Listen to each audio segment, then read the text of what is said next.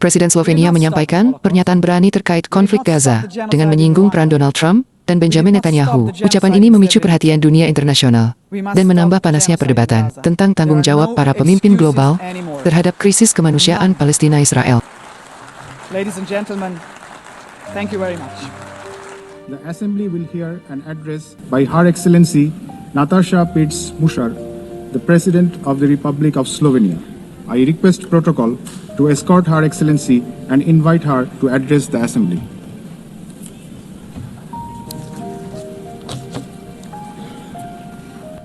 Madam President, please accept my warmest congratulations on your election at this historic 80th anniversary of the United Nations. Your election underscores the vital importance of including women in the decision-making process. Ladies and gentlemen, Excellencies, in 1945, the end of the Second World War was greeted with celebrations, and hopes were placed in a new era of peace and cooperation, embodied by the creation of the United Nations. However, those hopes were soon overshadowed by the onset of the Cold War.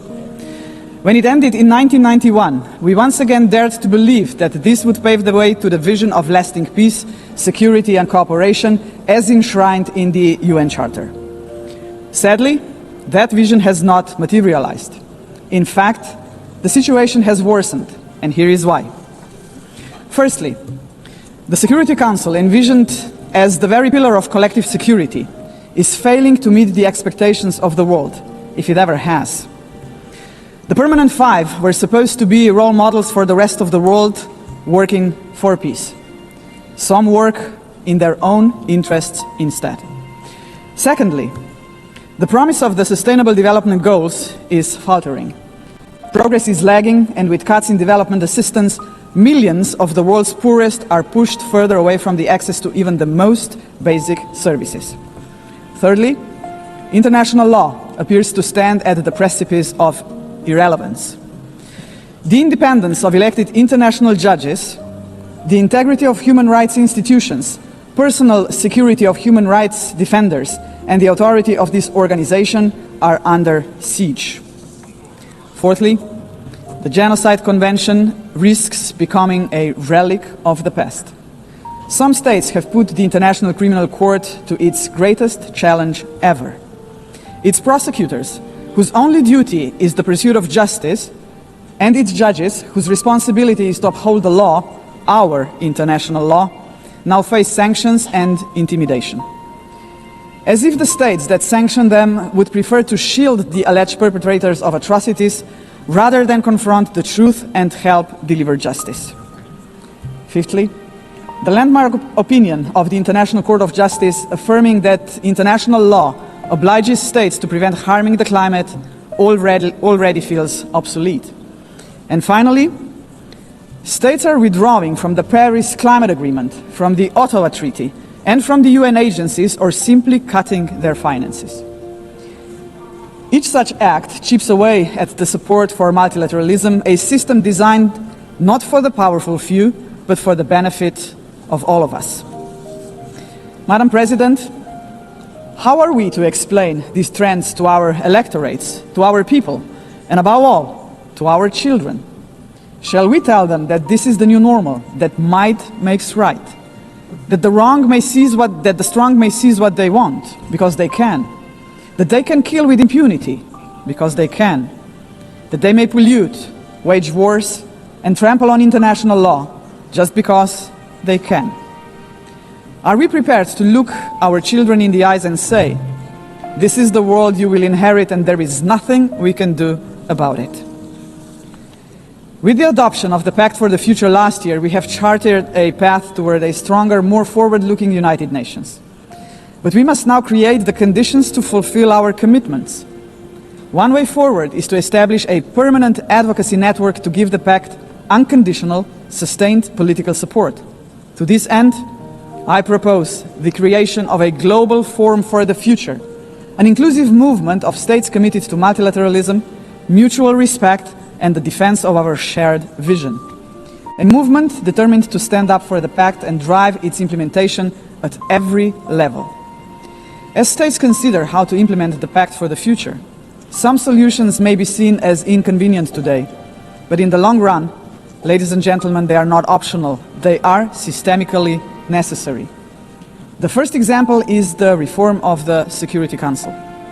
We all recognize that it is the principal organ entrusted with the maintenance of international peace and security.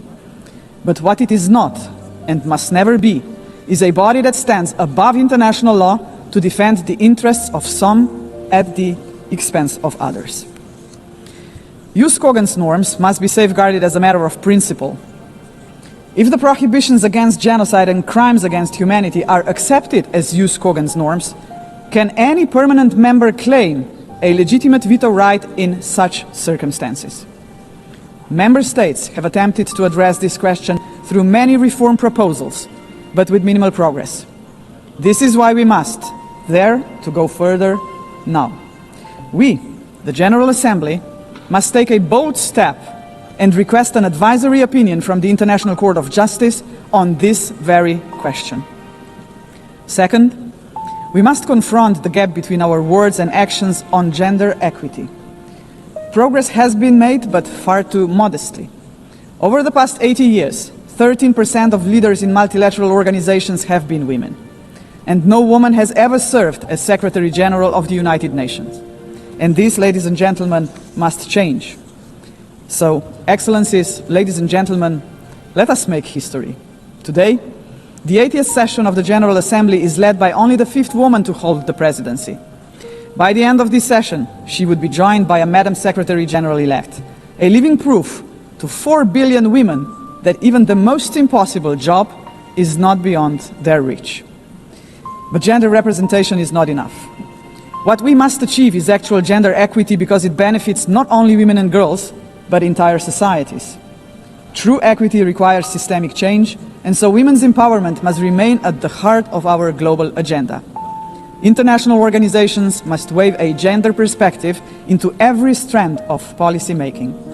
And that should be a result of effective participation of women and girls themselves. Electing a Madam Secretary General would be historic, but it must only be the beginning of a much deeper transformation. Madam President, the Pact for the Future sets out clearly what must be done to change our world for the better. I have mentioned only 2 of the many challenges we must confront decisively. But we can only succeed as a community if we accept that there is no future for humanity without a fundamental change. The mandate of the Global Forum for the Future would be to push towards such a change. This is why it must be inclusive. It must not be merely a coalition of countries. It must inspire hundreds of millions of people. For when it comes to human dignity, the constituency of like-minded individuals is vast, diverse, and knows no borders. Human dignity is indivisible. We must fight for it no matter how great the obstacles are. And there are many, we know that. Think of hunger. Time and again, humanity rose across continents to confront the scourge of hunger, to no avail. Worse still, hunger is now being weaponized, turned into a tool of war. We receive reports on a daily basis of how women and children are starved because they are marked as legitimate targets, as enemies. How cruel, how inhumane is that, ladies and gentlemen? We cannot allow this to happen any longer.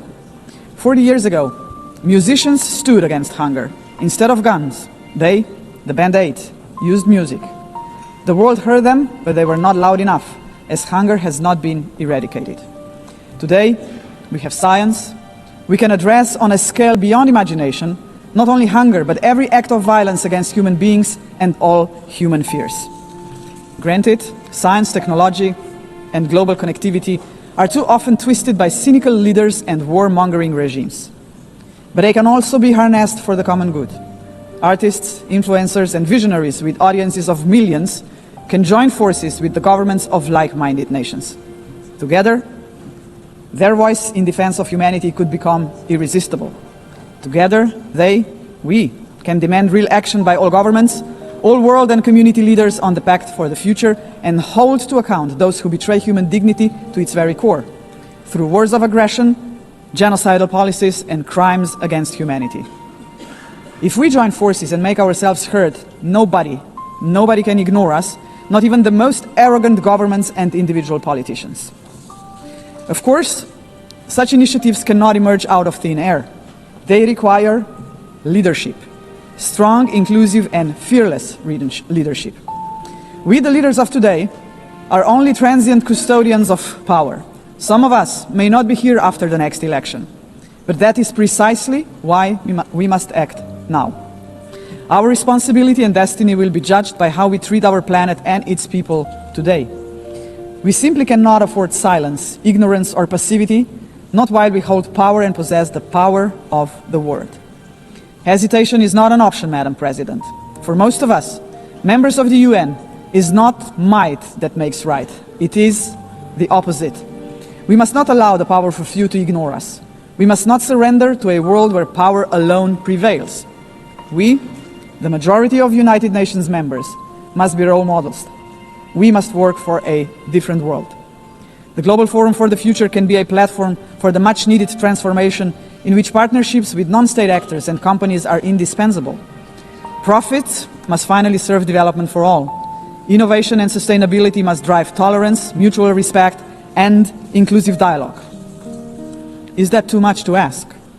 If we, the leaders of this planet, can offer nothing but terror, conflict, pollution, fear, inequalities, and war to 8 billion people, then we must confront the truth. We are complicit in crimes against our civilization and our planet. And not just us, heads of states, but leaders of international institutions, CEOs, and every individual with the power to make a difference share this responsibility. None of us can claim ignorance of what is at stake. If we believe in human dignity for all, we must deliver more. A world that fulfills lives, not threatens them. We must say yes to inclusive multilateralism and a resounding no to multipolarism.